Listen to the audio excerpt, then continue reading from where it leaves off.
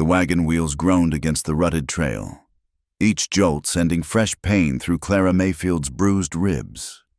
She kept her eyes fixed on the horizon where the New Mexico sun bled crimson across the desert, refusing to look at the driver who'd bought her freedom or perhaps just transferred her prison from one place to another. "Almost there," the old ranch hand muttered, spitting tobacco juice into the dust. "Mister, Turner's place, it's just beyond that ridge." Clara pulled the thin shawl tighter around her shoulders. Though the evening held little chill, the fabric, worn soft from years of use, was one of the few things she'd been allowed to keep. Everything else, her dignity, her choices, her very life had been bartered away by a mother whose love had long since curdled into calculation. The Turner Ranch sprawled before them like a kingdom built from loneliness. Miles of fence posts marched across the landscape, enclosing vast herds of cattle that dotted the plains like scattered seeds. The main house rose from the earth, solid and imposing, its adobe walls the color of dried blood in the fading light. "He's a strange one, Mr. Turner," the driver offered, perhaps feeling guilty for his role in delivering her like livestock. "Lost his wife and young'uns to the fever 5 winters back. Ain't been quite right since." Clara's fingers found the small knife hidden in the lining of her boot, its weight a cold comfort. She'd survived worse than a grieving widower. The bruises hidden beneath her dress testified to that truth. The wagon lurched to a stop before the house. No welcoming committee awaited them, just the hollow eyes of darkened windows and the mournful creak of a weather vane spinning in the evening breeze. Then, like a specter materializing from shadow, Elias Turner emerged from the doorway. He was not what Clara had expected, where she'd imagined a lecherous old man with grabbing hands and whiskey breath.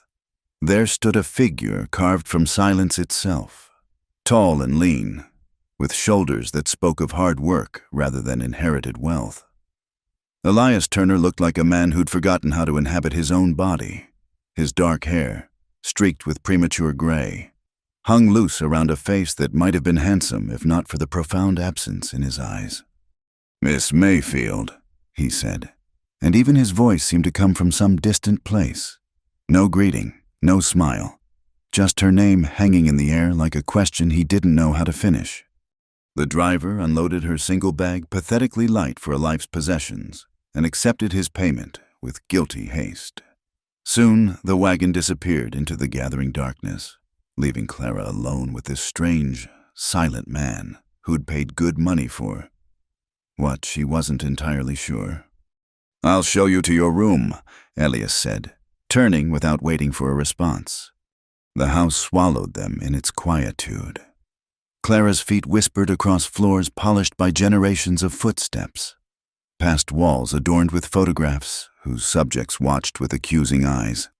She glimpsed a parlor where dust motes danced in the last rays of sunlight, settling on furniture that looked untouched for years. The room he led her to was simple but clean, with a narrow bed, a washstand, and a window that faced the endless prairie. But it was the small touches that made Clara's throat tighten. A vase of wildflowers on the dresser, fresh linens that smelled of sage, a quilt that someone had made with careful, loving stitches. "This was," Elias began, then stopped. His hand rested on the doorframe, knuckles white with some internal struggle. "The kitchen's through the main hall. There's food if you're hungry. I'll be in the barn." He left before she could respond, his footsteps echoing through the empty house like a countdown to some inevitable reckoning. Clara sank onto the bed, testing its softness while her mind raced through possibilities. Why had he brought her here? The transaction had been strange from the start, her mother approaching his ranch hand in town. Negotiations conducted in whispers, money changing hands with shameful speed. She'd been sold like a horse or a piece of furniture, but for what purpose? Through the window, she could see Elias crossing the yard toward the barn, his silhouette dark against the purple sky. There was something broken in the way he moved, as if each step required conscious effort. Whatever demons rode his shoulders, they were heavy enough to bow a strong man's back. the knife in her boot pressed against her ankle, a reminder that she was not entirely powerless. If he thought he'd bought himself a docile companion, or worse, he would learn otherwise. Clara Mayfield had survived 23 years in a world that showed little mercy to women like her. She could survive this too. But first, she needed to understand the man who'd bought her. Knowledge was its own kind of weapon. Rising from the bed, Clara explored the room more carefully. The dresser held a few simple dresses, sized close enough to fit. The washstand bore soap that smelled of lavender, a woman's scent in this masculine domain. And tucked behind the mirror, almost hidden, she found a piece of paper. It was a child's drawing. Crude but earnest stick figures of a family standing before a house. Papa was written in shaky letters above the tallest figure. The paper was yellowed with age, carefully preserved despite the years. Clara replaced the drawing with gentle hands. Whatever Elias Turner had purchased, it wasn't what she'd feared. This room, these thoughtful preparations, they spoke of a different kind of need. Perhaps he was simply a man so hollowed out by grief that he'd pay any price for another heartbeat in his empty house. Night settled over the ranch like a heavy blanket. Through her window, Clara watched lamplight bloom in the barn where Elias had sequestered himself. The sound of hammer on metal drifted across the yard, purposeful, rhythmic, almost meditative. Her stomach reminded her that she hadn't eaten since morning. The hallway was dark, but Clara navigated by instinct toward what must be the kitchen. She found it easily enough, a large room with a cold stove and shelves lined with preserves. Someone had left bread and cheese on the table, along with a pitcher of water. Clara ate mechanically, planning her next moves. She could take what food she could carry and disappear into the night, but where would she go? Her mother would only sell her again, and the law offered no protection to women in her position, at least here. She had shelter and an employer who seemed more interested in avoiding her than exploiting her. A sound made her freeze, not footsteps, but something softer, music. Someone was humming in the darkness beyond the kitchen door. Clara gripped the bread knife, then recognized the tune. It was a lullaby, sweet and sad. The kind mothers sang to soothe frightened children. She crept toward the sound, finding herself in a hallway she hadn't noticed before. At its end, a door stood slightly ajar, revealing a sliver of candlelight. The humming came from within, and beneath it, another sound, the whisper of thread through fabric. Clara peered through the crack and felt her heart constrict. Elias sat in a rocking chair, a child dress spread across his lap. His large hands moved with surprising delicacy, mending a tear in the tiny garment. The humming continued, unconscious and achingly tender. This was not the grief of a man who'd lost his family years ago. This was fresh sorrow, kept alive by ritual and remembrance. The room around him confirmed it, toys arranged on shelves, small clothes folded in baskets, everything waiting for children who would never return. Clara backed away, her assumptions crumbling. She'd been prepared for violence or lust, armed herself against those familiar dangers. But this gentle madness born of loss, she had no defense against it. Back in her room, she sat by the window and watched the stars emerge. The vast New Mexico sky stretched endlessly, indifferent to human suffering, somewhere in that cosmic expanse. 7 small souls wandered with their mother, leaving Elias Turner to mend their clothes and hum their songs in the darkness. And now Clara was here, brought to fill some role she didn't yet understand in this tableau of grief. The knife in her boot felt foolish now, a child's toy against the enormity of human sorrow. Tomorrow, she would begin to learn the shape of her new life. Tonight, she could only listen to the distant sound of hammering from the barn, where a broken man fixed things that didn't need fixing because it was easier than acknowledging what couldn't be repaired. The prairie wind sang through the gaps in the window frame, and Clara pulled the lovingly stitched quilt around her shoulders. Whatever strange fate had brought her here, to this house of ghosts and this man who moved like a shadow of himself, she would face it when the sun rose. For now, She closed her eyes and tried not to think about the child's dress being mended in the dark, or the way Elias Turner's voice had caught when he'd started to say, "This was," before silence reclaimed him. In the barn, the hammering continued deep into the night, a rhythmic prayer against the vastness of loss. The morning sun crept across Clara's face, pulling her from dreams of endless prairies and children's laughter. For a moment, she forgot where she was, then the unfamiliar quilt, the strange walls, and the profound silence of the house rushed back. Her first morning in Elias Turner's domain. She dressed quickly in one of the simple dresses from the dresser, noting how well it fit. Someone had chosen carefully, though she couldn't imagine the taciturn man she'd met last night browsing through a general store's ladies section. The thought almost made her smile. The house seemed even larger in daylight, its rooms stretching out like chambers in a heart that had forgotten how to beat. Clara moved through them slowly, each discovery adding pieces to the puzzle of Elias Turner's grief. The parlor she'd glimpsed last night revealed more secrets in the morning light. A piano sat in the corner, its keys dusty but the bench polished as if someone still sat there daily. Sheet music lay open, a simple melody marked for Sarah's recital in feminine handwriting. Dust had settled into the penciled notes like snow, but it was the photographs that held Clara transfixed. They marched across the mantel in solemn procession, Elias younger and smiling, with a woman whose gentle eyes seemed to follow Clara's movement. Between them, children appeared in various stages, first 1, then 3, then 5, and finally 7. The last photograph showed the complete family, the youngest barely more than a bundle in his mother's arms. "Margaret," Clara whispered, reading the elegant script on a sampler hanging nearby. "The Lord giveth and the Lord taketh away." 1870, 5 years ago, just as the ranch hand had said. A door she hadn't noticed before stood slightly ajar at the parlor's far end. Clara approached it with the mixture of dread and curiosity that had become her constant companion in this house. The door swung open at her touch, revealing a room frozen in time. It was a woman's sanctuary, Margaret's sanctuary.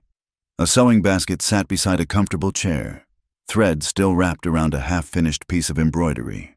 Books lined one wall, poetry, novels, books on gardening and animal husbandry. The windows faced east, designed to catch the morning light that would have been perfect for needlework. Clara's breath caught. Dried flowers stood in vases on every surface, their petals long since turned to brown paper, but someone, Elias, still replaced them. She could see where fresh stems had been added recently, their decay less advanced than their companions. The roses by the window were particularly telling, their thorns still sharp despite their withered blooms. On the desk, she found more evidence of a life interrupted. Letters half-written, a journal closed but not locked, a calendar still turned to November 1870. Clara didn't touch these intimate artifacts, but she didn't need to. The very air in this room told the story, a woman preparing for winter, planning for holidays, living a life she believed would continue. "You shouldn't be in here." Clara spun to find Elias in the doorway. In daylight, she could see him more clearly, the deep lines grief had carved around his eyes, the way his clothes hung loose on a frame that had once been fuller. He didn't look angry, just infinitely tired. "I'm sorry," Clara said, meaning it. "I was just trying to understand." "Understand what?" His voice held no accusation, only genuine puzzlement. "Why I brought you here, I've been asking myself the same question all night." The honesty of it struck Clara silent. She watched as he moved into the room, his movements careful as if he might disturb ghosts. His fingers brushed the dried roses by the window, and a few petals fell like tears. "She loved roses," he said unnecessarily. "Brought cuttings from her mother's garden in Pennsylvania. Spent 3 years coaxing them to grow in this desert soil. They bloomed the spring before she—" He stopped, unable to finish. Clara found her voice. "They're still alive, aren't they?" "The bushes outside." Something flickered in his eyes. "Barely. I don't have her touch with growing things, But I keep trying." He looked at her then, really looked at her for the first time. "Your room, it was our eldest daughter's. Catherine, she would have been about your age now." The weight of that revelation settled over Clara like a shroud. She'd slept in a ghost's bed, worn a ghost's clothes. The knife in her boot seemed more absurd than ever. What defense was needed against a man who was already haunted? "Why am I here, Mr. Turner?" The question escaped before she could stop it. "What is it you need from me?" He was quiet so long she thought he wouldn't answer. When he spoke, his voice was barely above a whisper. "I don't know.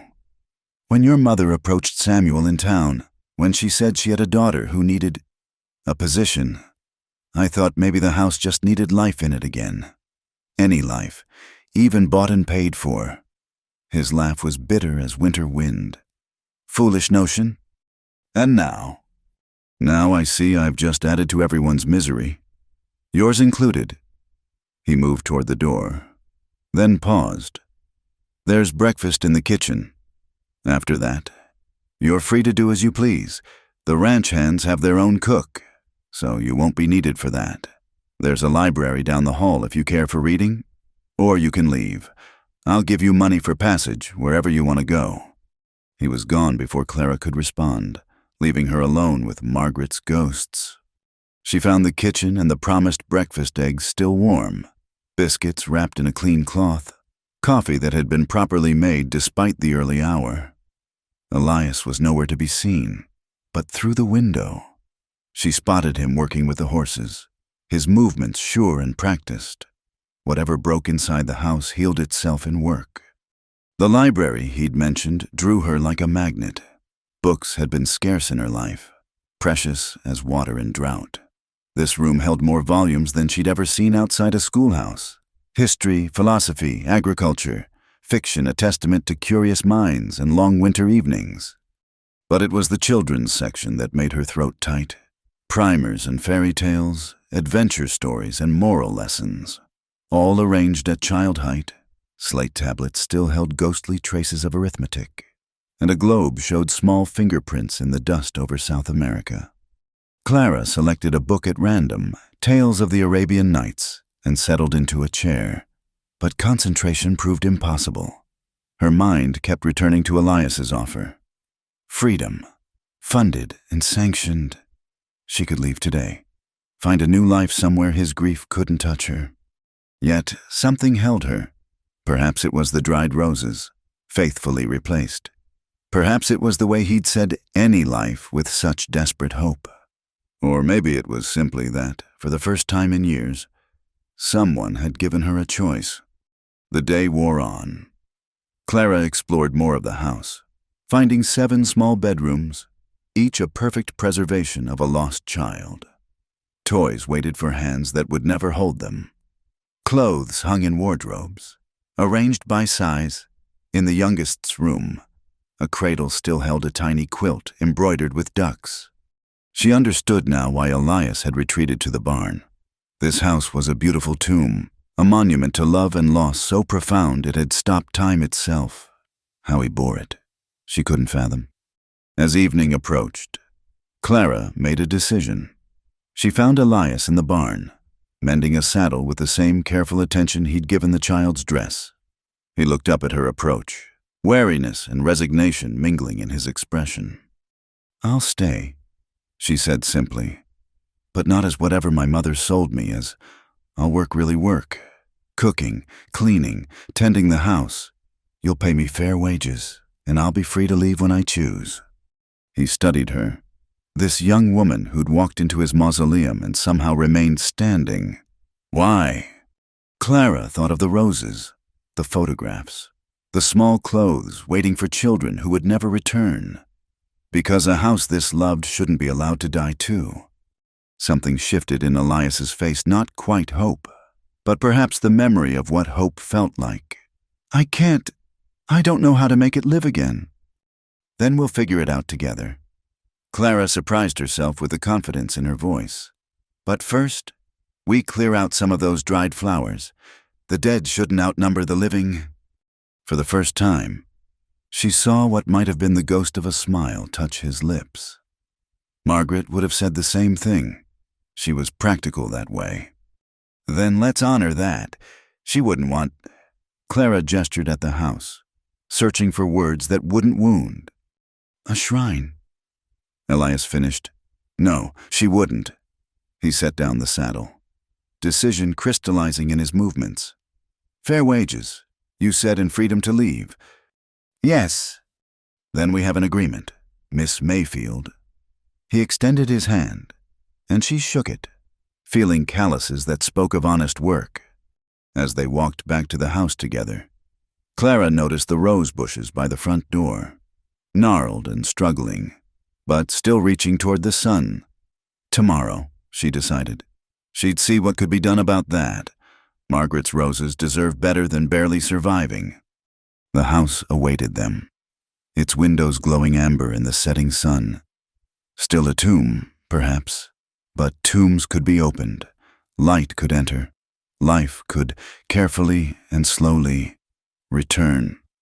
Clara touched the knife in her boot one last time, then made another decision. Tonight, she'd leave it in the dresser drawer. Whatever battles lay ahead in this house of grief, they wouldn't be won with blades. The town of Sage Creek appeared through the wagon's dust like a mirage made of wood and false fronts. Clara smoothed her dress, one of Catherine's, altered to fit, and tried to quiet the anxiety churning in her stomach. This would be her first appearance in public as part of the Turner household, and Elias's silence during the ride hadn't helped her nerves. Just need supplies. He'd mumbled that morning, the most words he'd strung together in the 2 weeks since their arrangement began. You know better what the house needs than I do. Now.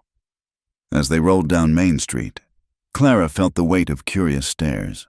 Sage Creek was small enough that any new face drew attention, but a new face arriving with the reclusive Elias Turner that was feast enough for gossips to dine on for months.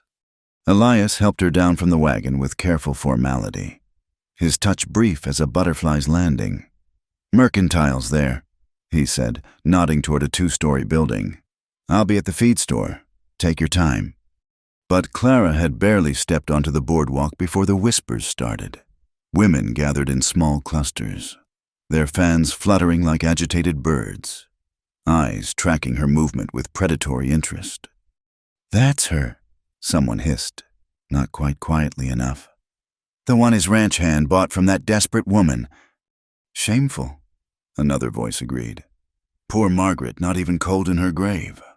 Clara kept her chin high, focusing on the mercantile's door. She'd survived worse than small-town gossip, but the voices followed her like persistent flies.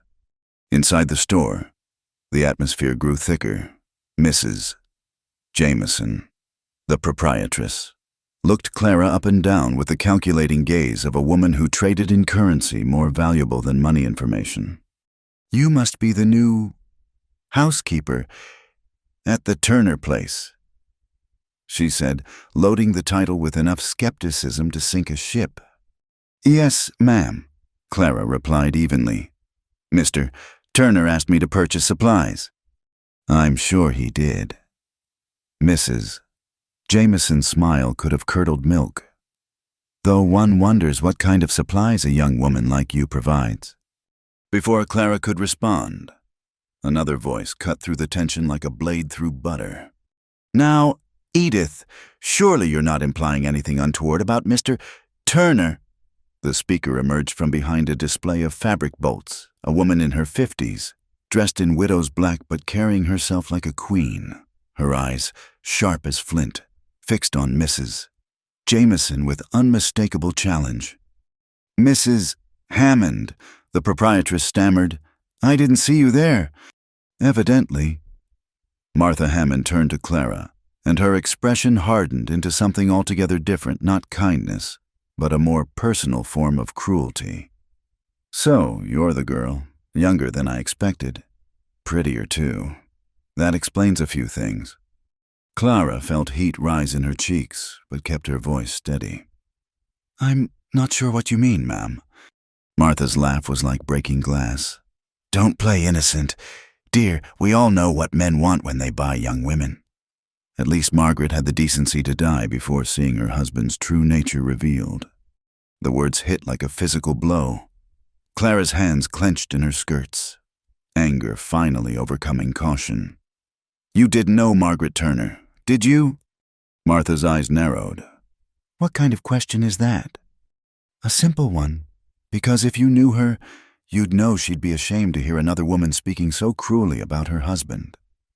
Clara thought of the journal she'd found, filled with Margaret's observations about ranch life, her love for Elias evident in every line. She wrote about the kindness in this town. Seems she was mistaken. How dare you? I dare because I've seen his grief, Clara interrupted, surprising herself with her vehemence. I've seen a man so broken by loss he can barely speak his wife's name. I've seen him tend her roses in the dark because daylight makes the memories too sharp. Whatever you think he bought me for, you're wrong. He bought me because an empty house was killing him, and he didn't know what else to do. The store had gone silent. Mrs. Jameson busied herself with unnecessary straightening. Martha Hammond's face cycled through several expressions before settling on something like rage mixed with embarrassment. You speak very boldly for a purchased woman, Martha said coldly. I speak truthfully, Clara countered, which seems to be in short supply here. She turned to Mrs. Jameson, who looked like she wished the floor would swallow her. I need flour, coffee, salt pork, and whatever vegetables you have fresh. Also, thread blue and yellow, if you have it. Mr. Turner's shirts need mending. The proprietress hurried to fill the order, clearly eager to move past the confrontation. Martha Hammond swept toward the door, pausing just long enough to deliver a parting shot. We'll see how long your righteous indignation lasts. Girl, this town has a long memory and little forgiveness for those who forget their place. After she left, the atmosphere in the store shifted slightly. A young woman Clara hadn't noticed before approached hesitantly. That was brave, she said softly. Or foolish, maybe both. She extended a hand. I'm Anna Hutchins. My husband runs the bank. Clara shook it gratefully. Clara Mayfield. Martha Hammond owns half this town. Anna warned. Her husband left her very wealthy and very bitter. She's decided she's the moral guardian of Sage Creek. And what has she decided about me? Anna's smile was sympathetic. Nothing good, I'm afraid, but... She glanced around and lowered her voice. Margaret Turner was kind to me when I first arrived. Helped me navigate Martha's disapproval when I married above my station. As she put it, Margaret would be glad someone's looking after Mr. Turner. It was the first kind word Clara had heard in town, and she treasured it like gold. The ride back to the ranch was even quieter than the journey in. Clara could feel Elias's tension, though he said nothing until they were well clear of town. I heard there was some unpleasantness, he said finally. And Mrs. Hammond made her opinions known. Martha Hammond makes everyone's business her own. I should have warned you. He paused, hands tight on the reins. I'm sorry. Don't be. I've heard worse. Clara watched the prairie grass bend before the wind. She said things about Margaret that weren't true. Martha never forgave Margaret for marrying me instead of her nephew. Elias's voice carried old hurt. She spent years looking for ways to diminish that rejection. They rode in silence for a while before Clara spoke again. The roses need fertilizer, and maybe some bone meal, Mrs. Jameson didn't have any, but she said the Fletcher farm might. Elias glanced at her, something almost like surprise in his expression. You're still thinking about the roses. Someone should be. That evening, Clara found him standing by the rose bushes, studying them with new attention. The setting sun painted everything gold, softening the harsh edges of the day. My grandfather taught me about roses, Clara offered, joining him. Back in Ohio, before things got hard. He said they were survivors, if you gave them reason to be. Margaret used to say something similar. Elias touched one gnarled branch gently. She'd spend hours out here, talking to them like old friends. Maybe they're lonely too. He looked at her then. Really looked at her. And Clara saw past the grief to the man underneath, younger than she'd first thought. Weathered by loss rather than years. "You defended me today," he said. "In town. You didn't have to do that." "Yes, I did." Clara met his gaze steadily. "Martha Hammond was wrong about you, wrong about us, wrong about Margaret most of all. The whole town will turn against you now. Martha will see to it." "Then the whole town can hang," Clara said fiercely, then blushed at her own vehemence. "I mean—" "I know what you mean." And for the second time since she'd arrived, Elias almost smiled. "You're tougher than you look." "Miss Mayfield." "I've had to be." They stood together in the fading light. Two damaged people united momentarily against the judgment of the world. The roses between them looked no healthier than before. But somehow Clara felt they stood a better chance now. "I'll go to the Fletcher farm tomorrow," Elias said, "for the bone meal. I'll make a list of what else we need. If we're going to face Martha Hammond's disapproval anyway, we might as well have the best garden in the county." This time, his smile was real, albeit brief. "Margaret would have liked you." As they walked back to the house, Clara thought about the woman in the photographs, the one whose journal revealed a spirit both gentle and strong. If Margaret Turner could love this difficult land and its even more difficult people, perhaps Clara could too. Behind them, the roses stood sentinel in the darkness, waiting for someone to believe in their resurrection. The thunderstorm broke over the ranch just after midnight, sending Clara from her bed to close windows against the driving rain. Lightning illuminated the house in stark flashes, revealing corners and shadows she'd grown accustomed to in daylight. It was in one such flash that she found Elias in Margaret's sewing room, a bottle of whiskey at his elbow and photographs spread across his lap. He looked up at her entrance, his eyes red-rimmed but surprisingly clear. The bottle, she noticed, was still mostly full. Couldn't sleep either. His voice was rough, scraped raw by whatever memories the storm had awakened. Clara shook her head, pulling her shawl tighter. "The thunder reminds me of cannon fire, from when the war came close to our town." She hadn't meant to share that, but something about the darkness and his obvious pain made honesty easier. "Sit," he said, gesturing to Margaret's chair. "If you want, I promise I'm not drunk. Just remembering."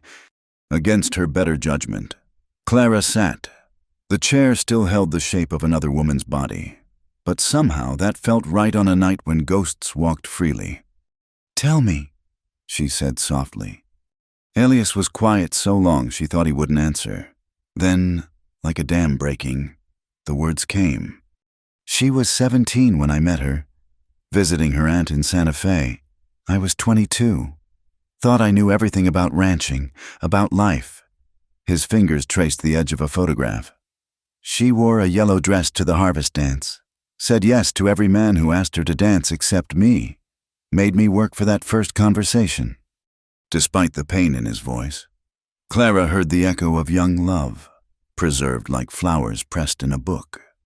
"When did she finally dance with you?"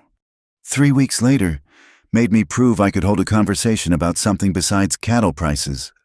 A ghost of a laugh. "She was educated. You see, read everything she could get her hands on. Made me feel like a fumbling schoolboy. But somehow she chose me anyway." The storm rattled the windows, and Elias reached reflexively for the bottle before pulling his hand back. "We married the next spring. Her parents were horrified their precious daughter throwing herself away on a rancher. But Margaret—" He shook his head. "She saw something in this land, in this life. Made me see it too, through her eyes." "The children," Clara prompted gently when he fell silent. "Catherine came first, perfect from the moment she drew breath. Margaret barely made a sound during the birthing, just held my hand and smiled when it was over." His voice broke slightly. Then James, 2 years later. The twins after that, Mary and Martha. Yes, named for that Martha, back when she was still speaking to us. Then Robert, Samuel, and finally, little Thomas. 7 names, 7 small ghosts haunting this sprawling house. The fever came in November. Elias continued, his voice dropping to barely above a whisper. Started with the twins. Margaret nursed them day and night. Wouldn't let me hire help, said a mother's love was the best medicine. He laughed bitterly. Maybe if we'd gotten the doctor sooner, but the nearest one was 2 days' ride, and by then... Clara reached across the space between them, her hand hovering near his before pulling back. It wasn't your fault. Wasn't it I chose this life, this isolation? Margaret gave up everything for my dream of building something out here. He picked up another photograph, the last one. The complete family. Thomas went first, barely 3 years old, then the twins, on the same day. We were still burying them when Catherine took sick. The rain lashed harder against the windows, as if nature itself grieved with him. Margaret wouldn't leave their bedsides. I begged her to rest, to let me help, but she said... He stopped, struggled, continued. She said God wouldn't take them all. That faith would see us through, even when she started showing symptoms. She kept nursing the others. How long? Clara asked, though she dreaded the answer. 3 weeks from first fever to last burial. By the end, I was digging graves in the frozen ground while Margaret held whichever child was still breathing. She went 12 hours after Thomas, held on long enough to see them all buried proper, then just let go. The silence that followed was complete, even the storm seeming to pause in respect for such enormous loss. I'm so sorry, Clara whispered, knowing how inadequate the words were. The town rallied at first. Elias continued, as if he needed to finish now that he'd started. Brought food, helped with the ranch work, but grief makes people uncomfortable. After a few months, they stopped coming, and I couldn't bear their pity anyway, or their living children. He finally took a drink from the bottle, a single swallow before setting it aside again. And then your mother came to town, he said, looking at Clara directly for the first time. Samuel told me about her offer, a daughter who needed a position. She said, away from bad circumstances. Clara felt her own walls crumbling. In this room of shared sorrow, her secrets seemed small things to keep hidden. She wasn't lying about the bad circumstances. Want to tell me? She did, surprising herself. My father died when I was 12. Mining accident. Mother took up with a man who promised to care for us. He cared for her. All right, me? I was just an extra mouth to feed. When I turned 16, he started looking at me different. Mother noticed, but pretended she didn't. Elias's jaw tightened, but he remained silent. I worked at the boarding house in town, saved every penny I could. Thought I was clever, hiding it in my shoe, but he found it. Took it all for drinking money. When I complained to Mother, Clara's voice went flat. She told me I should be grateful he hadn't taken more. Clara! I ran away. Made it almost to Colorado before they caught me.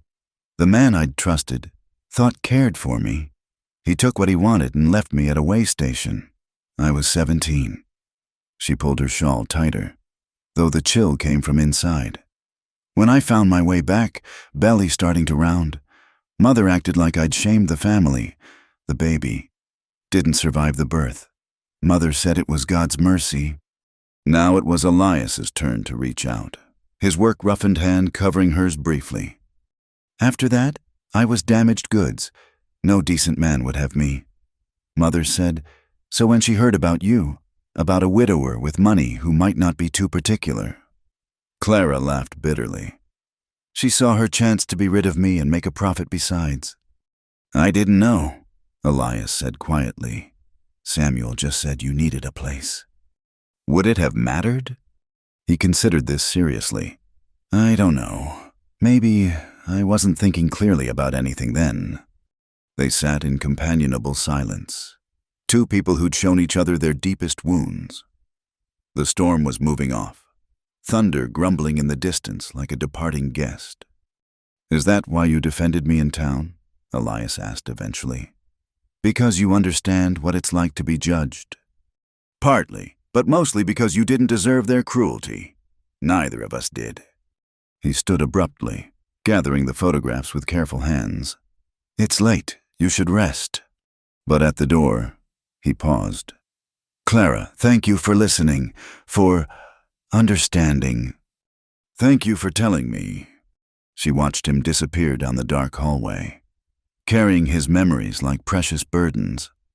The sewing room felt different now, less like a shrine and more like what it was, a place where a woman had lived and loved and planned for futures that never came. Back in her room, Catherine's room, Clara lay awake thinking about the strange parallels of loss.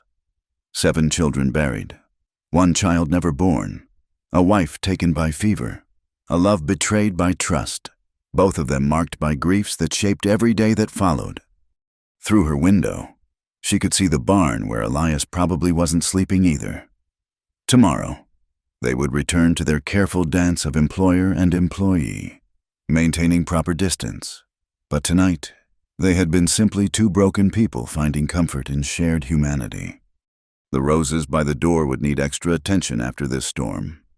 Clara made a mental note to check them first thing. It seemed important, suddenly, that something in this place of so much death should not just survive but thrive. As sleep finally claimed her, she thought she understood why Elias had brought her here. Not for improper purposes, as the town suspected, not even for housekeeping, really. He'd brought her here because misery, like joy, hates to be alone. And sometimes, the only cure for one sorrow is to know another's. The storm passed entirely, leaving the air clean and sharp with promise. And in the darkness of the Turner Ranch, 2 wounded souls slept a little easier for having shared their pain. The change came slowly, like spring arriving in the desert, almost imperceptible at first, then suddenly undeniable. It started with small things, Elias lingering over breakfast to discuss the day's plans, Clara humming while she worked, conversations that stretched beyond necessity into something approaching friendship. 6 weeks after their midnight confessions, Clara stood in the garden examining the roses with satisfaction. New growth sprouted from seemingly dead wood, tender green shoots reaching toward the sun. The bone meal and careful tending had worked their quiet magic. "You've got Margaret's touch," Elias said, approaching with 2 cups of coffee. It had become their morning ritual, these few minutes before the day's work separated them. Clara accepted the cup gratefully. They just needed someone to believe they could bloom again. "Don't we all?" he murmured, then caught himself. I know what you mean." She smiled, having grown comfortable with these moments when deeper truths slipped through their careful boundaries. "The bush by the kitchen door might even flower this year. Margaret planted that one our first spring here, said every kitchen needed roses to remind the cook that beauty and necessity could share the same space." He paused, lost in memory, then shook his head. "Listen to me, talking your ear off before the sun's properly up." "I don't mind." And she didn't. His voice had lost much of its broken quality, words coming easier now. Sometimes she caught him actually whistling while he worked, though he always stopped when he noticed her listening. Their comfortable silence was broken by the sound of approaching horses. 3 riders appeared on the horizon, moving fast. Elias's hand went automatically to his hip, where his gun would be if he'd been wearing it. "Trouble?" Clara asked, shading her eyes. "Maybe get inside." But Clara stood her ground, recognizing the lead rider. "That's Mr. Hutchins from the bank, and Sheriff Morrison." The 3rd rider became clear as they approached Dr. Garrett, his medical bag bouncing against his saddle. Elias relaxed slightly but remained wary. "Morning, Turner," the sheriff called, dismounting with the careful movements of a man who spent too much time in the saddle. Miss Mayfield, sorry to intrude, but we've got a situation. What kind of situation? Elias asked. Hutchins answered. His usual banker's composure cracked with worry. The Sinclair place. Whole families down with fever. Their youngest rode through the night to town, begging for help. But people remember what happened here. Doctor, Garrett finished bluntly. They're afraid to go near the place, afraid it's the same fever that... He trailed off, glancing between Elias and Clara. It's not the same, Elias said with certainty. Different symptoms. I've seen enough fever to know. That's what I told them. The doctor agreed. But fear doesn't listen to reason. The Sinclairs need nursing, someone to help while I tend the worst cases. I've asked everyone I can think of. And they all refused. Clara guessed. The sheriff nodded grimly. Even offered payment. Martha Hammond's got them convinced it's God's judgment on the Sinclairs for some imagined sin. Clara felt anger rise in her chest. How many children? 4. Youngest is barely 2. She was already untying her apron. I'll get my things. Clara, no. Elias caught her arm. You don't know what you're risking.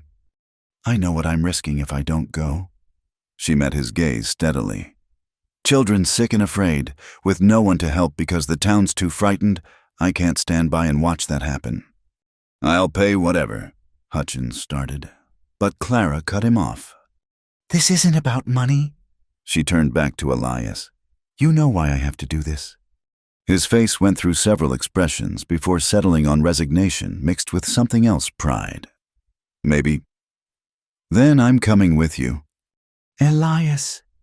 No arguments. I've nursed through fever before, and the Sinclairs will need firewood, water hauled, livestock tended. He looked at the other men. Unless someone objects to my help too. The sheriff actually smiled. I think folks might reconsider their position if they see you both heading out there. Within an hour, they were loaded in the wagon with supplies, medicine from the doctor. Food Clara had quickly prepared. Clean linens. And everything else she could think of. Elias drove while Clara organized their supplies, trying not to think about another November, another fever, another family fighting for survival. The Sinclair homestead was modest compared to the Turner Ranch, but well kept, or it had been.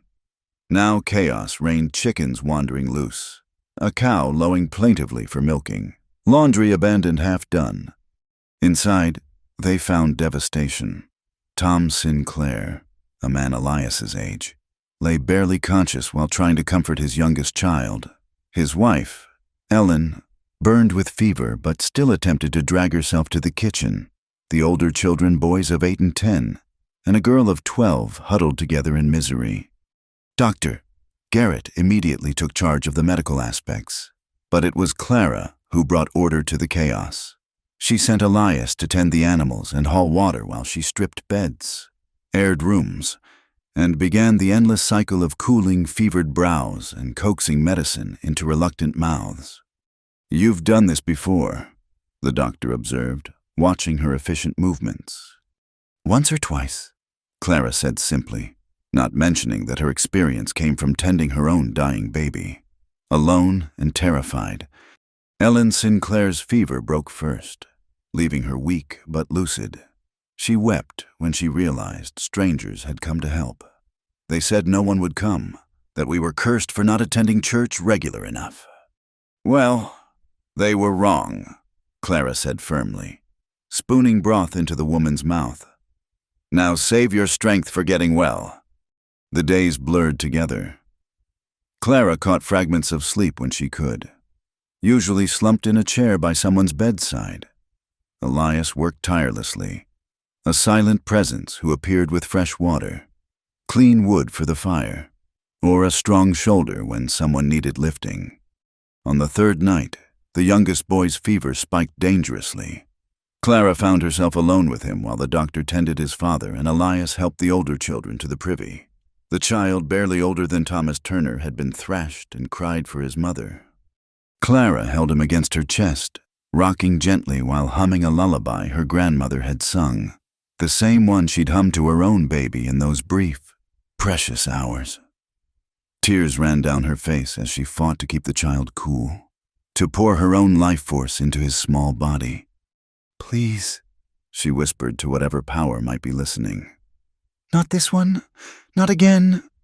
She felt rather than heard Elias enter. He knelt beside her chair, his hand covering hers where it rested on the child's burning forehead. "He's fighting," he said softly. "That's good. The ones who fight have a chance," Clara finished. "I know, but he's so small." "You're doing everything right." His voice carried the weight of experience. "Sometimes that's all we can do." They sat vigil together through the long hours. Just before dawn, the fever broke. The child's breathing eased, his skin cooling beneath their hands. Clara sobbed with relief, and Elias's arms came around her, holding both her and the child in a gentle embrace. "You saved him," he whispered against her hair. "We saved him," she corrected, too exhausted to care about propriety. By the end of the week, all 4 children were recovering. Tom Sinclair still struggled, but the doctor pronounced him past the crisis. Word of Clara and Elias's efforts had spread to town, creating ripples in the still pond of Sage Creek's social order. "I was wrong about you," Anna Hutchins said, arriving with a wagon full of supplies donated by shamefaced townspeople. "We all were." Even Martha Hammond sent a basket, though she didn't deliver it personally. As they prepared to return home, Ellen Sinclair caught Clara's hands. "I don't know how to thank you. You risked everything for strangers." "You're not strangers," Clara said simply. "You're neighbors." The ride back to the Turner Ranch was quiet, both of them exhausted beyond words. But it was a different silence than before, comfortable, shared, warm despite the autumn chill. "You were incredible," Elias said finally. "The way you managed everything, kept everyone calm." "I was terrified every moment," Clara admitted. "Kept seeing your children, my baby, all the ones who didn't make it. But you didn't let fear stop you. Neither did you." He was quiet for a moment. It felt good, being useful again, having something to fight besides memories.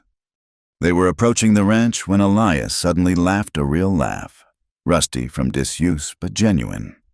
"What?" Clara asked, smiling despite her exhaustion. "I just realized we smell terrible, like sickness and sweat and God knows what else." Clara sniffed, then laughed too. "Oh, we really do. I may burn these clothes." "First bath is yours," Elias offered gallantly. "I'll heat extra water." "Or," Clara said, feeling bold in her exhaustion, "we could just stand in the rain barrel and call it good enough." Clara Mayfield. What would the town say? After this week, I honestly don't care. They were still laughing as they pulled up to the house. And there, by the kitchen door, a single pink rose bloomed on the bush Margaret had planted. Its petals caught the late afternoon light, perfect and impossible and absolutely real. Elias stopped mid-laugh, staring. Clara slipped her hand into his, squeezing gently. "She'd be proud," Clara said softly, "of what you did this week." "Of what we did," he corrected, returning the squeeze.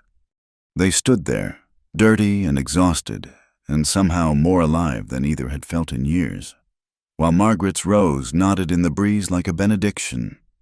The smell of smoke reached them first, carried on the October wind like a harbinger of doom. Clara looked up from the wash basin where she'd been scrubbing linens, her heart suddenly racing. To the west, a dark column rose against the afternoon sky. "Fire," she breathed, just as Elias burst from the barn. "So, get the horses," he shouted, already running for the well. "It's moving fast with this wind." Clara had heard tales of prairie fires, but nothing prepared her for the reality.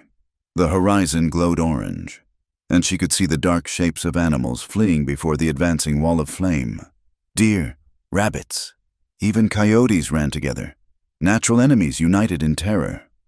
The ranch hands appeared from all directions, faces grim.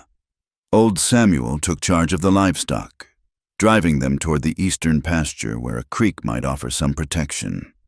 "We need to create a firebreak," Elias commanded, his voice carrying the authority of a man who'd fought this battle before.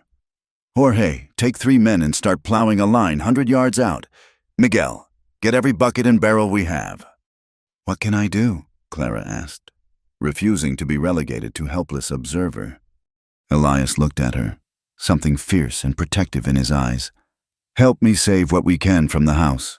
Family papers, photographs." "The roses," Clara interrupted. "We have to save Margaret's roses." "Clara, we don't have time." But she was already running for the garden tools. "You save the memories inside, I'll save the ones outside." There was no time to argue. As Elias disappeared into the house, Clara began digging frantically around the base of the oldest rose bush, the one Margaret had brought from Pennsylvania. Her hands blistered against the shovel handle. But she didn't stop. If they survived this, Elias would need something of beauty to return to. The fire moved faster than seemed possible, jumping from grass clump to sagebrush with terrifying appetite. The firebreak the men were plowing seemed pitifully small against such hunger. Smoke began to thicken, making Clara's eyes stream as she carefully lifted the roses' roots, wrapping them in wet burlap. "Clara," Elias emerged with an armload of precious things, photographs, letters, Margaret's journal. "We have to go."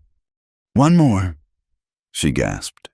Moving to the kitchen door rose the one that had bloomed after they'd saved the Sinclair family. "Just one more." He didn't argue, instead dropping his burden and grabbing another shovel. Together they worked, racing against the approaching inferno. The heat grew intense, the roar of the fire like a living thing bent on destruction. They had just wrapped the second rose when the wind shifted. Sparks began falling like hellish snow, igniting spot fires in the yard. One caught the barn's roof, and Clara heard the trapped animals' terrified cries. "The horses!" She started toward the barn, but Elias caught her. "No, it's too—" His words were cut off by a scream human, agonized and terrifyingly close. Through the smoke, they saw a figure stumbling toward them. It was Elena, wife of one of the ranch hands, clutching her rounded belly. "The baby!" she gasped in Spanish. "It comes now." Clara's mind reeled. Of all the times for a child to decide on entering the world, but there was no choice. Life didn't wait for convenient moments. "The old line shack," Elias said urgently. "Stone walls. It might protect us." They half-carried Elena between them, Clara holding the precious rose bushes, Elias managing both the woman and the salvaged memories. The smoke was so thick now that they navigated more by memory than sight. Clara's lungs burned with each breath. The line shack materialized through the haze like a gift from Providence. Built in the ranch's early days when Indian raids were still a threat, its stone walls had weathered decades. It wasn't much, one room with a fireplace and a sturdy door, but it was shelter. Inside, they found chaos. 3 other ranch families had taken refuge there. Children crying, women praying, men pacing helplessly. The small space filled quickly with smoke despite the closed door. "Blankets," Clara ordered, taking charge as Elena cried out with another contraction. "Wet them down and stuff them under the door. Children in the center of the room. Adults form a circle around them." She'd delivered her own baby alone, but at least then she'd had clean water, privacy, and no fire bearing down.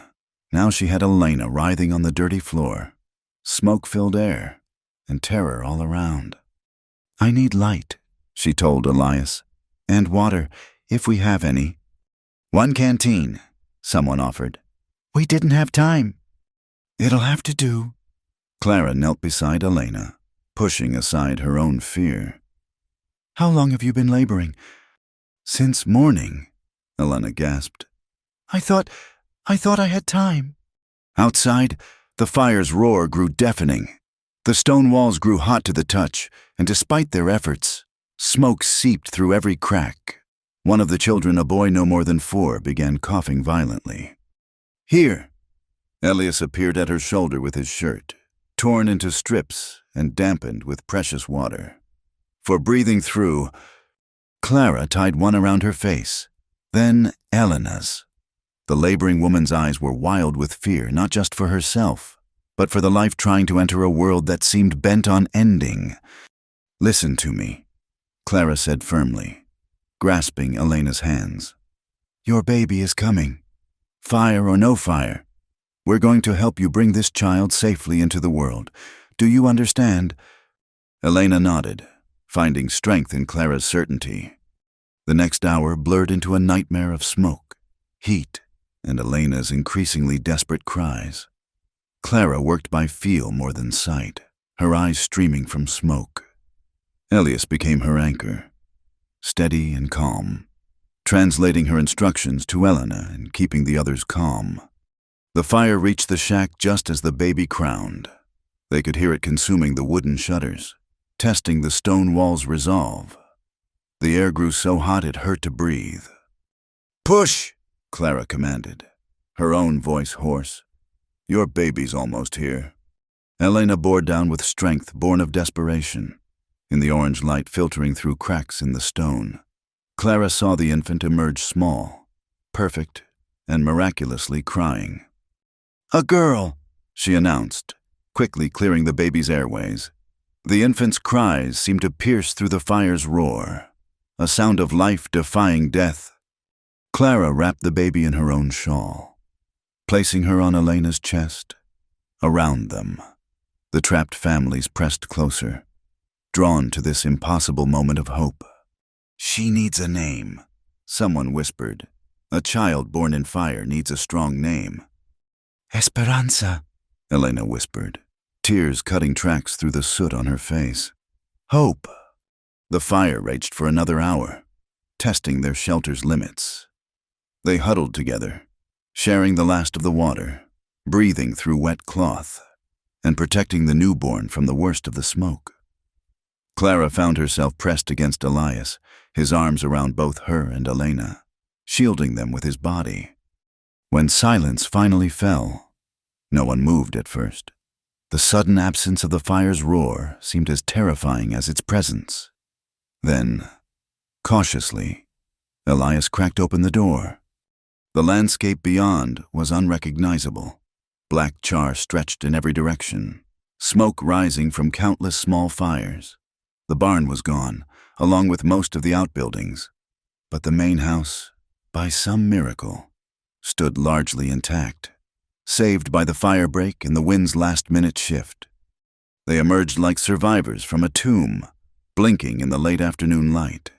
The salvaged rose bushes, forgotten in the corner during the worst of it, had somehow survived, their roots still wrapped in the now dry burlap. "My God!" Someone breathed. "We're alive!" "All of us," Clara confirmed, checking each person, especially the children. Smoke inhalation would be a concern, but they'd survived the immediate danger. Elias squeezed her shoulder. "You were amazing, delivering a baby in the middle of hell itself." "We all did what we had to," Clara said, suddenly exhausted beyond measure. "That's what people do. They survive." As the other families dispersed to check on their own properties, Clara and Elias stood surveying the damage. The ranch would recover, the grass would grow back, buildings could be rebuilt, but the landscape of their relationship had changed as surely as the prairie. "We should plant those roses first thing," Elias said quietly. "Show this fire it couldn't take everything." Clara looked down at baby Esperanza, sleeping peacefully in her mother's arms despite her dramatic entrance into the world. "Life finds a way," she murmured. "Yes," Elias agreed, and she knew he wasn't just talking about the baby or the roses. "It does." As the sun set over the blackened prairie, painting the smoke-filled sky in shades of pink and gold, Clara felt something shift inside her chest. They'd faced death together and chosen life. Whatever came next, They would face it as more than employer and employee, more than two broken people sharing a house. The fire had burned away more than grass. It had consumed the careful distance between them, leaving something raw and new in its wake. Something that, like Esperanza, was born from chaos but promised hope. Tomorrow would bring the hard work of rebuilding. But tonight, as they helped Elena and her baby back to what shelter remained, Clara allowed herself to lean into Elias's strength. Just for a moment. He held her steady, and together they walked across the charred earth toward home. A year had passed since the fire, and the Turner Ranch bore little resemblance to the place Clara had first seen from that dusty wagon, where black char had scarred the earth. Green grass now waved in the spring breeze. The rebuilt barn stood stronger than before, and beside the kitchen door, Margaret's roses bloomed in profusion. But it was the sound that marked the greatest change. Laughter. Pure, uninhibited child's laughter rang across the yard as little Esperanza toddle ran after a patient ranch dog, her chubby legs carrying her with determined wobbles. "Careful, Mia!" Elena called from where she helped Clara hang washing. The rescued child had become the ranch's unofficial mascot, bringing joy to everyone who'd witnessed her dramatic arrival. "She's fine," Clara assured her friend. "That dog would sooner die than let harm come to her." The transformation hadn't happened overnight. Those first months after the fire had tested everyone. The town, shamed by how close they'd come to losing neighbors while mired in petty prejudices, had rallied with unexpected generosity. Even Martha Hammond had arrived with a wagon load of lumber, her face set in lines of grudging respect. "Don't expect me to apologize," she'd told Clara stiffly. "But I know courage when I see it." It was the nearest thing to approval Clara expected to get, and she'd accepted it gracefully. Now, as she watched Esperanza play, Clara's hand drifted unconsciously to her own slightly rounded belly. 3 months along, Dr. Garrett had confirmed, the very same morning. She'd found Elias in the cemetery he'd built for his family, talking softly to Margaret Stone. "I'm not replacing you," he'd been saying. "Could never do that, but I think you'd understand. You always said the heart could hold more than one love, just like the land could hold more than one season's growth." Clara had slipped away without revealing her presence, giving him the privacy of his confession. When he'd returned to the house, she'd been waiting with coffee and the news that would change everything again.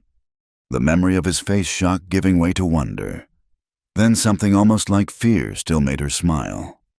"You're wool-gathering again," Elena teased, hanging a small dress that had once belonged to Mary Turner but now clothed Esperanza. "Thinking of your husband?" "Always," Clara admitted. They'd married quietly 6 months after the fire, with only the ranch hands and the Sinclairs as witnesses. The town had expected a grand affair, but neither Clara nor Elias had wanted that. Their vows had been exchanged in the garden, surrounded by blooming roses and the family of choice they'd built from ashes. "Riders coming," Elena observed, shading her eyes. "Looks like... Is that Mrs. Hammond?" It was indeed Martha Hammond, accompanied by Anna Hutchins and, surprisingly, Dr. Garrett's wife, Susan. They dismounted with the careful dignity of women unaccustomed to riding but determined to make the effort. "Mrs. Turner," Martha greeted formally, though her eyes held warmth that would have been unthinkable a year ago. "We've come with a proposition." Clara set aside the washing, curious. "Would you care for some lemonade? The parlor's cool." As they settled in the parlor, now bright with curtains Clara had sewn and furniture arranged for living rather than mourning, Martha came straight to the point. "The town needs a school," she announced. "A proper one, not just the handful of children learning their letters at the church. After the fire, after what you and Mr. Turner did for the Sinclairs, people are reconsidering things." "Reconsidering," Clara prompted. Anna leaned forward eagerly. We've had 3 new families move to town, drawn by the stories of neighbors helping neighbors, but they have children who need education. What does this have to do with me? Susan Garrett smiled. We'd like you to be the teacher. Clara's hand found her belly automatically. I'm flattered, but with the baby coming. Not now, Martha clarified. After, when you're ready. The town council has already approved the funds. We'll build a proper schoolhouse. Hire an assistant for when you need help. Her voice softened. You've shown us what courage looks like. Clara Turner. We'd like our children to learn from someone who understands that strength comes in many forms. Clara felt tears prick her eyes. From town pariah to respected teacher, the journey seemed impossible. Yet, here they sat. I'll need to discuss it with Elias, she said carefully.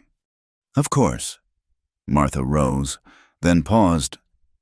I owe you an apology. I let grief over my husband and jealousy over Margaret's happiness poison my heart. You showed me what Margaret knew, that love isn't diminished by sharing, only multiplied. After they left, Clara found Elias in the barn, working on a cradle. His hands, once dedicated to maintaining shrines to the dead, now crafted furniture for the living. A school, he mused after she'd shared the offer.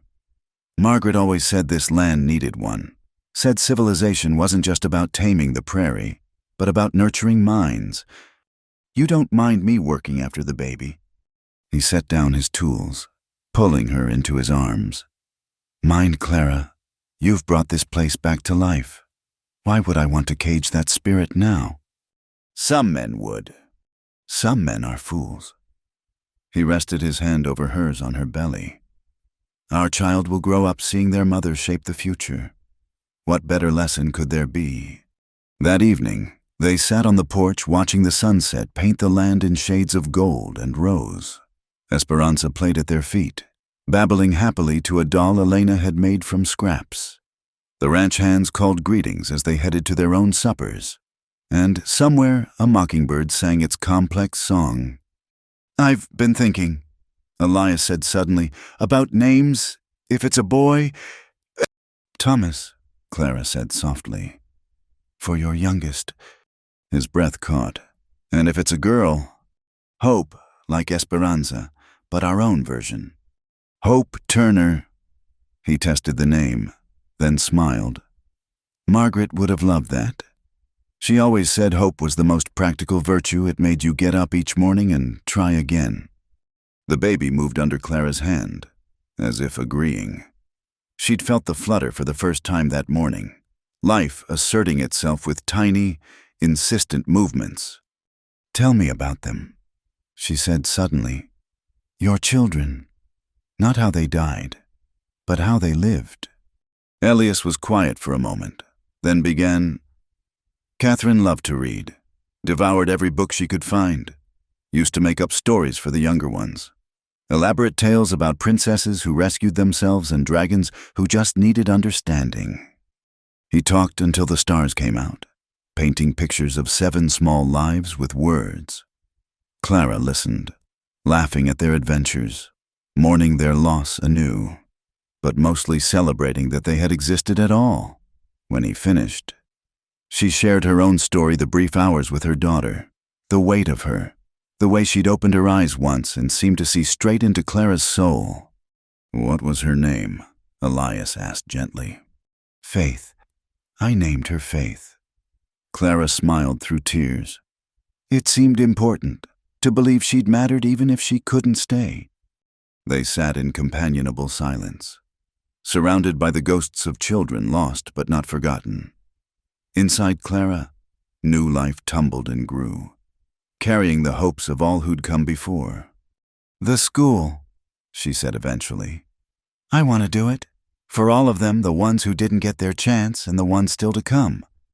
Then you will. Elias's voice held perfect confidence. And it will be magnificent. A year ago, she'd arrived at this ranch as purchased property, broken and defensive. Now she sat as wife, soon to be mother, future teacher, and keeper of roses that bloomed impossibly bright against the prairie sky. The fire had burned away so much, but from those ashes had grown something stronger, deeper, more beautiful than what came before.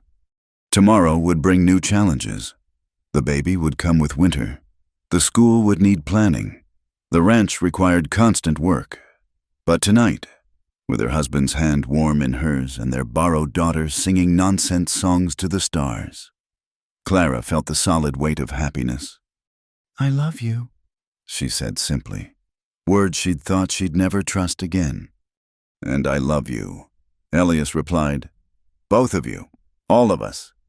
The mockingbirds sang on, weaving their voices into his song, while Margaret's roses perfumed the air with the promise that beauty could indeed share space with necessity, that love could bloom again even in hearts once broken, and that sometimes the greatest fires only cleared the way for new growth.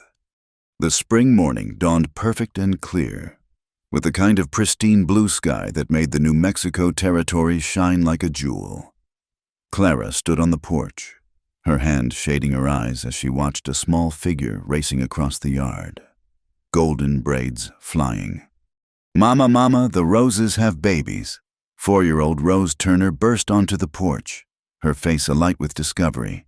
In her chubby fist, she clutched a perfect pink bloom, one of dozens now adorning the bushes by the kitchen door.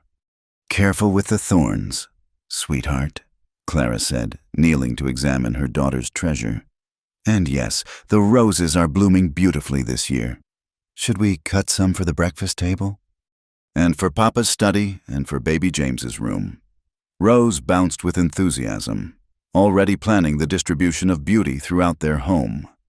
Clara smiled, rising with the practiced ease of a woman in her 4th pregnancy. At 31, she moved with the confidence of someone who'd found her place in the world. The scared girl who'd arrived at this ranch 6 years ago seemed like a character from someone else's story.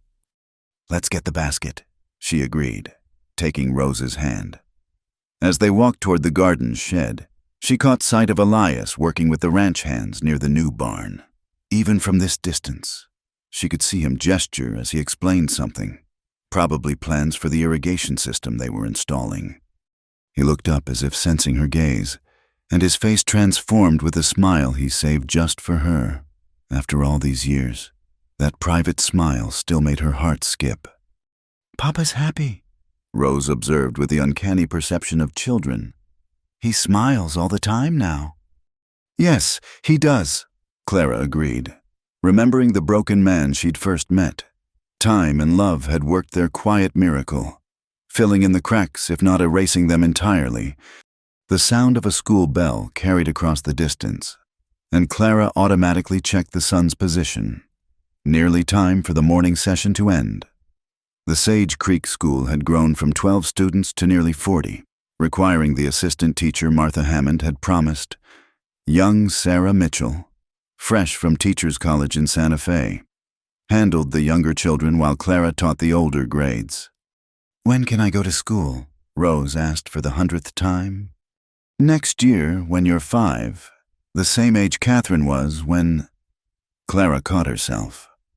They spoke of Elias's first family often, but carefully, keeping their memory alive without letting it overshadow the present. When Aunt Catherine started learning her letters, Rose finished matter-of-factly. She'd grown up knowing about the 7 siblings who'd come before, their photographs displayed prominently in the parlor. To Rose, they were simply part of the family story, no more unusual than having grandparents in heaven. They were selecting roses when a rider appeared on the horizon, moving fast. Clara recognized Dr. Garrett's distinctive gray mare and felt her pulse quicken. The baby wasn't due for another month, but her body had been giving signs that this child was eager to arrive. "Mrs. Turner," the doctor called as he dismounted. "I'm glad I caught you. Mrs. Sinclair sent word she's asking for you. Says she can't birth this baby without the woman who saved her family." Clara felt a smile tug at her lips. She'd assisted at a dozen births since that terrifying night in the fire, becoming the region's unofficial midwife. Women who'd once whispered about her now sought her calm presence during their most vulnerable moments. "Rose, run tell Papa I've gone to the Sinclair place," she instructed. "And ask Elena to pack my birthing bag."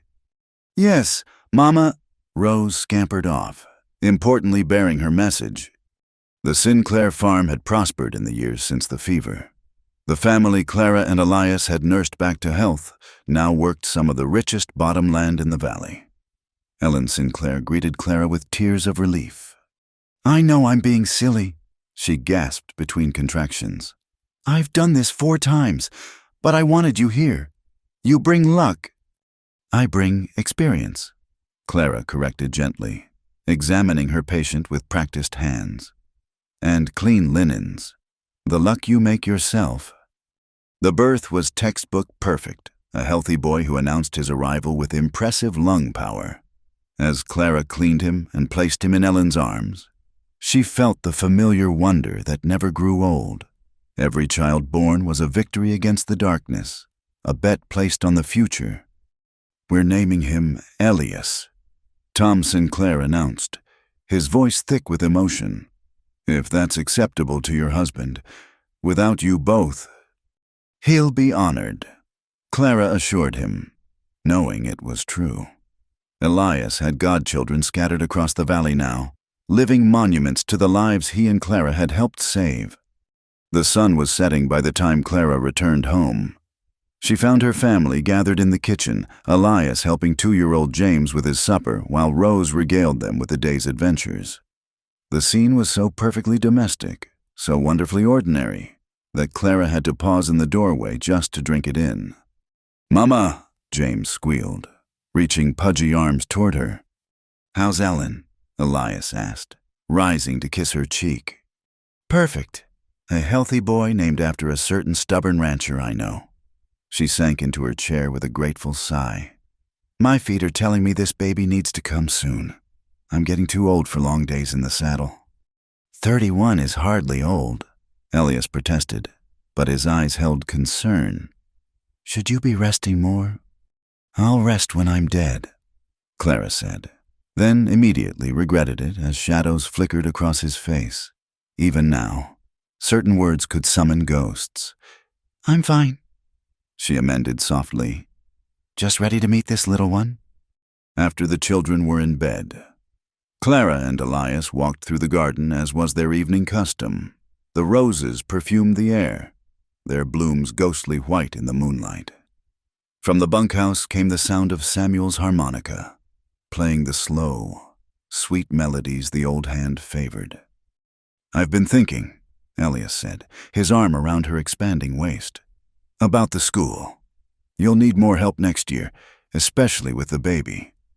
Sarah's wonderful with the children, and Martha's already talking about hiring a second assistant. Apparently, 2 more families are moving to town specifically because of the school." Clara leaned into his warmth. Who would have thought the fallen woman and the hermit rancher, building the future of Sage Creek? "Don't," Elias said firmly. "Don't diminish what we've accomplished by remembering what others once thought. We know who we are." They paused by Margaret's roses, the original bush now thick and strong. Elias reached out to touch a bloom, his wedding ring catching the moonlight. He still wore his first ring on his right hand, their wedding band on his left, a visible reminder that love wasn't replacement but addition. "I dream about them sometimes," he said quietly. "All of them. But they're happy dreams now. They're playing with Rose and James, teaching them things, being the big brothers and sisters they never got to be." He looked at Clara. "Is that strange?" "No," Clara said simply. "It's healing." A sudden cramp made her gasp, her hand flying to her belly. Elias was instantly alert. "The baby." I think so." Another wave hit, stronger than the first. "Oh, yes, definitely." The next hours blurred together, Elias sending for Dr. Garrett, Elena arriving to watch the children, the familiar rhythm of labor taking over. But this time felt different. This was her 4th child. Her body knew the dance, but something... "Twins." "Doctor," Garrett announced after his examination, his face carefully neutral. "I can feel two heads. It's going to be a long night." Clara met Elias's eyes, seeing her own fear reflected there. Twins meant double the risk, especially out here where help was limited. But she also saw determination, faith, and a love so fierce it could hold back death itself. "We've survived worse," she said, gripping his hand. "Together," he agreed.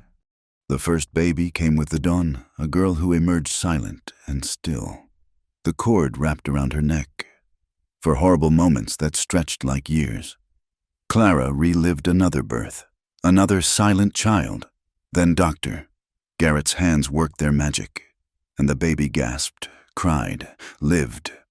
"Hope," Clara whispered. "We'll call her Hope."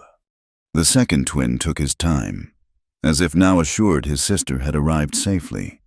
He could make a leisurely entrance.